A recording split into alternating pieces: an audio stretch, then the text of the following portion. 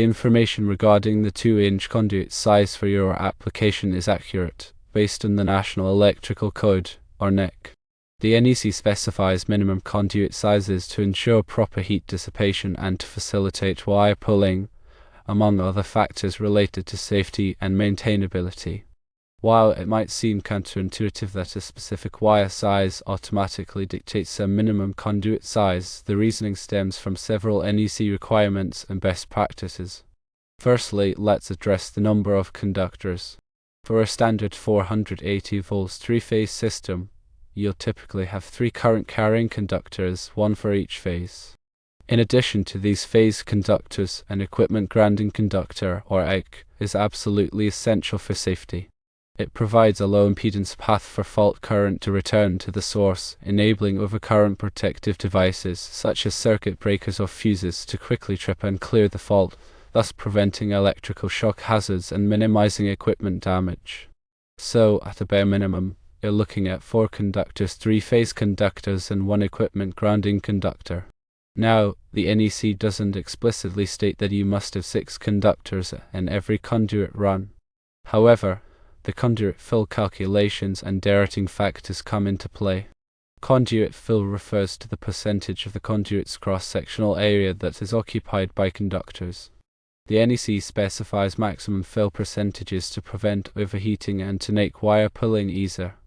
Secondly, when multiple current-carrying conductors are installed in a single conduit, their ampacity, or current-carrying capacity, must be derated according to NEC Table 310.15. This derating is necessary because the heat generated by the conductors cannot dissipate as efficiently when they are bundled together in a conduit. The more conductors in a conduit, the greater the derating factor, and the lower the allowable ampacity of each conductor. Thirdly, using a larger conduit size, such as 2 inches, can simplify wire pulling, especially when dealing with larger conductors like number 2 or number 3. A larger conduit provides more space for the conductors to move freely, reducing friction and the risk of damaging the insulation. This is particularly important in long conduit runs or when the conduit has multiple bends. The NEC provides tables in Chapter 9 that specify the maximum number of conductors of a given size and type that are permitted in various conduit sizes. These tables take into account the conduit fill limitations and the physical properties of the conductors and conduit.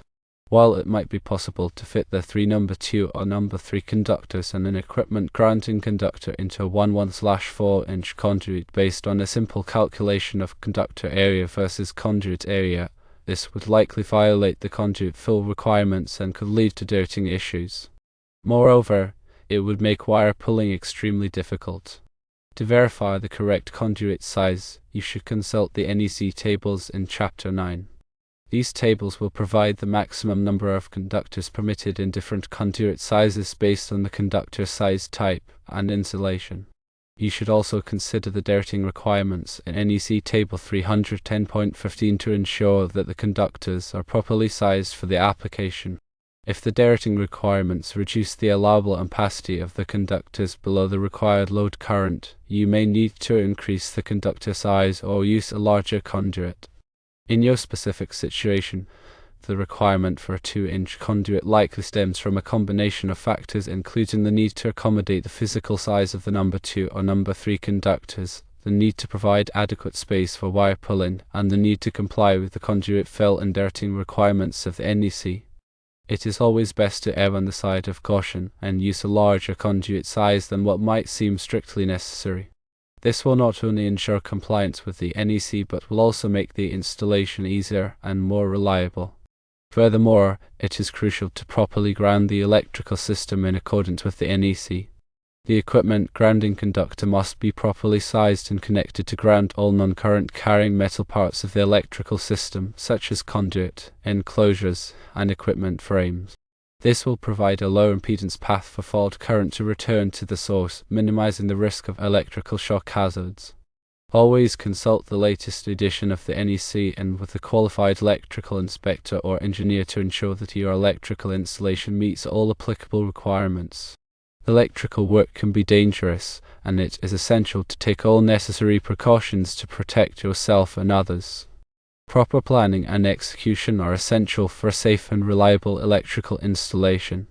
In summary, while it may seem like overkill to use a 2-inch conduit for only a few conductors, the NEC requirements are in place for good reason. They are designed to ensure the safety and reliability of electrical systems. By following the NEC guidelines and consulting with qualified professionals, you can ensure that your electrical installation is done correctly and safely. Failure to comply with the NEC can result in fines, delays, and even safety hazards.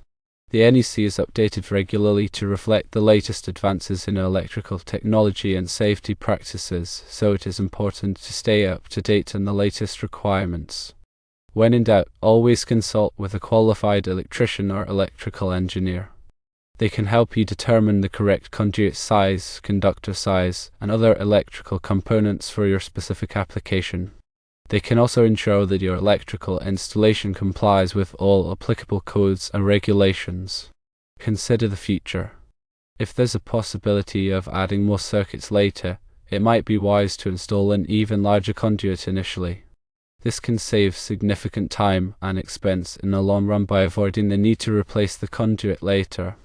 Consider also the environmental factors. If the conduit is exposed to direct sunlight or extreme temperatures, this can affect the ampacity of the conductors. The NEC provides additional guidance on derriting conductors in these situations.